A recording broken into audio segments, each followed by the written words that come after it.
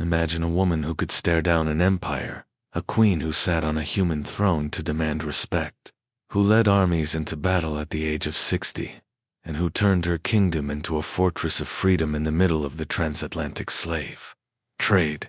This is the story of Queen Nzinga of Indongo and Matamba, one of the most remarkable leaders in African history. Her fight was not just for her throne, but for the very survival of her people. Nzinga was born in 1583 in the royal capital of Cabasa, in the kingdom of Indongo. The Portuguese had been on the Angolan coast for decades, trading goods for slaves, but their ambitions were growing. Her father, King Kiluwanji, saw the danger and tried to resist. From a young age, Nzinga showed intelligence beyond her years. She learned languages, diplomacy, and the art of war from observing the court.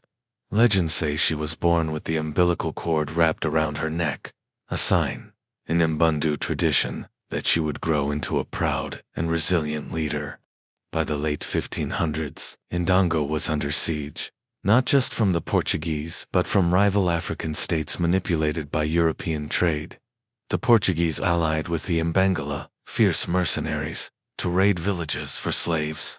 Indongo's population began to shrink, and fear spread. Nzinga's brother, Angola and Bonde, became king after their father's death, inheriting a fractured kingdom. He would soon need his sister's sharp mind to navigate a dangerous political game. When the Portuguese governor demanded tribute and submission, Angola and Bonde sent Nzinga to negotiate in Luanda. She arrived in full royal regalia, her head high. When the governor refused her a chair, she ordered her servant to kneel, making a human seat. This bold act sent a clear message. She was not inferior. She secured a peace treaty, won the release of captives, and even agreed to be baptized, adopting the name Ana de Souza, a strategic move to gain trust. The treaty lasted barely 3 years.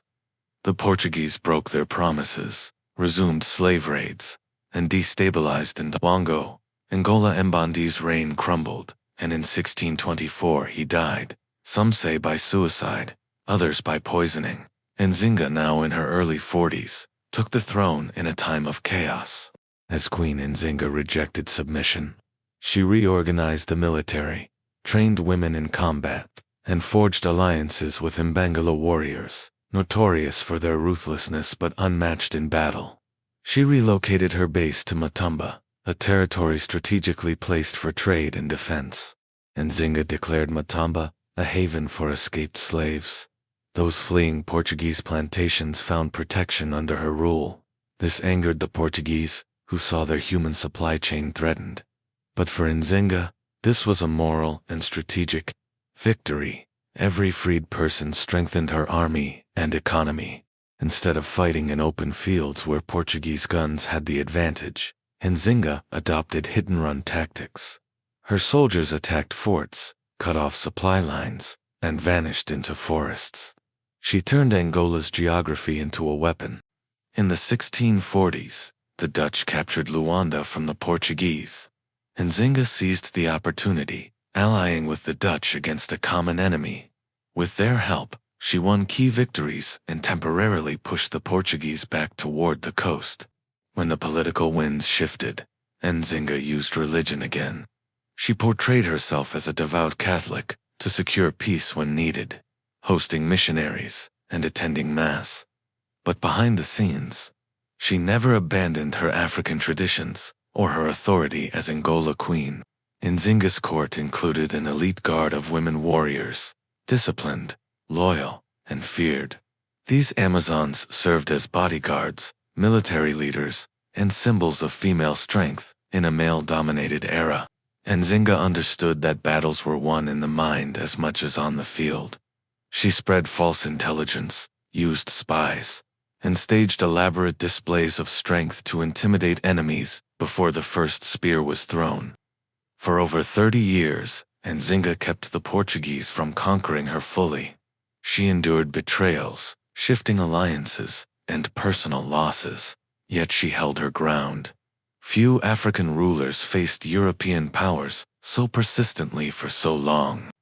In her later years, Nzinga negotiated a lasting peace, ensuring Matemba's independence. She focused on rebuilding trade, restoring agriculture, and strengthening her people's culture.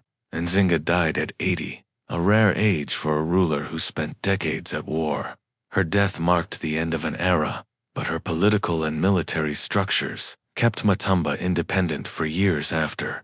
Today Nzinga is celebrated as a national hero in Angola. Statues, street names, and currency bear her image. She is remembered not as a victim of colonialism, but as a strategist, diplomat, and warrior whose courage still inspires freedom movements across Africa. In a world where empires expected submission, Nzinga sat on a human throne to remind them she was their equal. She proved that resistance is not just about weapons, it's about refusing to accept a lesser place in the world. Her life remains a beacon for anyone who dares to stand against overwhelming odds.